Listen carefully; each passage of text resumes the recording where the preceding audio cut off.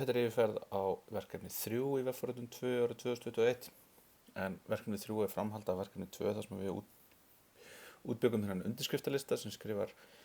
færslur niður í Postgres-grunn eða töflu. Það sem við ætlum að bæta við núna möguleiki á því að í byrjun þegar töflunar eru búin til að búa til gervifærslur, það að segja búa til að minnstu kosti 500 fake gervifærslur og til þess ætlum við að nota faker libraryið sem við getum nálgast á npm. Það hefur möguleika á því 50% líkur á því að það sé nafnlaust, 50% líkur á því að það sé með einhverja athugasemd sem kemur úr lorem ipsum party faker,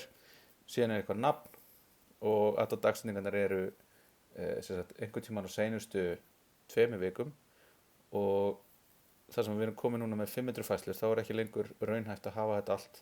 á einni síðu, þannig við ætlum að sýna í raun 50 færslur per síðu og hafa hérna neðst svona paging. Þannig að ég get farið hérna og ég get skoðað, nú er ég komin hérna í 13. febrúar, ég fer niður og áfram 11.10. Þannig að það raðað í öfuga dagsetningarröð og það ennþá hægt að skrifa undir og allt það. Þannig að þetta er 2 partar af verkefninu, það að bæta við þessum gervigögnum í byrjun og útfara síðuflettingu. Síðan núna, það ekki aðgengilegt hérna núna, en ef ég fer hérna í admin uppi, þá fæ ég innskráningu sem að gefa mér bara möguleika á því að skrá mig inn með notandanafn og lykilorð. Ég get farið tilbaka hérna en ef ég reyni hér þá fæ ég vitleysu ef þetta ekki til sem notandi og þetta á að vera sett upp í töflu í Postgres-grunninum sem að keyrð inn við uppsetningu á forritinu. Þá einn notandi að vera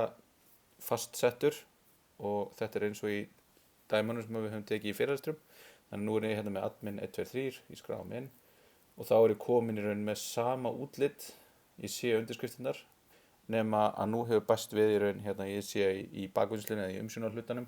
ég innskráð sem admin, ég get útskráð mig og síðan sé ég töfluna hérna með síðuflettingunum en það sem hefur líka bæst við núna að ég get eytt færslunum. Þannig að nú get ég farið hérna og ég ætla að eyða þessari færslu og eyða þessari og ég eyði en við þurfum að passa upp á það að þegar við útfærum þetta að hér gott að útfæra þetta sem þetta bara 10 form per síðu öll sem posta á endapunkt sem eyðir og sá endapunktur getur bara verið /admin, /delete,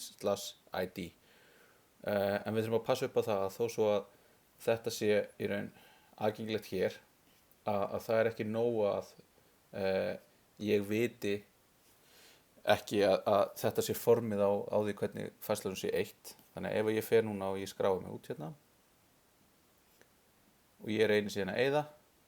þá fer ég á innskráningu síðuna. Þannig að færslunum ekki eytt út af því að ég ekki lengur skráður inn. Þannig að þetta getur verið opnað á svona aðgengis eða svona villu eins og á óvasp þar sem við erum ekki að athuga réttindi notanda þegar við framkvæmum aðgerðina aðeins þegar við skráum viðkomandi inn. Þannig að hér get ég bara eytt og ég get eytt eins og ég nenni og í raun það ekki neitt annað að vera hér en það síðan gefin hérna í þessu gefin ákveðin grunnur sem í raun byggður á sýnilausninu verkefni 2 og sýnilausninu síðan að verkefni 3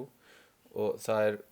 í lagi að nota þann grunn en þið megi líka byggja þetta áfram ofan á ykkar lausn á verkefni 2. Þannig að þá sér í lagi það að hérna inni package.json sem segir type module.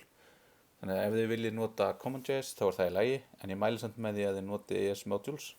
þar sem að þau hægt og rólega að taka yfir allt saman og